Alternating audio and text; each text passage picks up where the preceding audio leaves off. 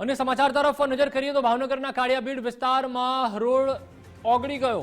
Virani સર્કલથી Sardar Patel school સુધીનો road ઓગળી ગયો છે। નવો બનેલ રોડ ઓગળતા રાહદારીઓને ભારે મુશ્કેલી પડી રહી છે। ટુ વ્હીલર અને રાહદારી લપસી પડ્યાની પણ 2-3 ઘટનાઓ ઘટી। ગરમીની શરૂઆત હજી થઈ જ છે ત્યારે રોડની આ સ્થિતિ છે। કોન્ટ્રાક્ટર એજન્સીની ટેકનિકલ ક્ષતિના કારણે આ સ્થિતિ સર્જાઈ છે।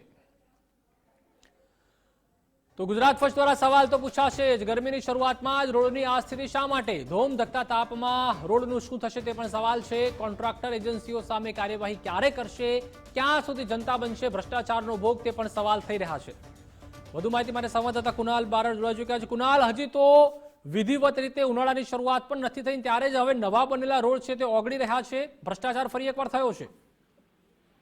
બિલકુલ પ્રતિપાલ, જો વાત કરીએ તો ફરી એક વખત ભ્રષ્ટાચારનો જે રોડ છે તે સામે આવ્યો છે। શહેરના કાળિયાબીડ વિસ્તારમાં હાલમાં જ બનાવેલા જે નવો નક્કર રોડ હતો તે ચોક્કસથી ઓગળી ગયો છે। તેનો ડામર છે તે ઓગળી ગયો છે। કાળિયાબીડ વિસ્તારમાં આવેલ વિરાણી સર્કલથી સરદાર પટેલ જે સ્કૂલ સુધીનો જે રોડ છે તે રોડનો જે ડામર છે તે નવા નક્કોર જે રોડનો જે ડામર છે તે ડામર ઓગળી ગયો છે। હજુ તો કહી શકાય કે જે પ્રમાણે ઉનાળાની શરૂઆત પણ નથી થઈ ત્યાં આજે એક ભ્રષ્ટાચાર છે તે ચોક્કસથી જોવા મળી રહ્યો છે।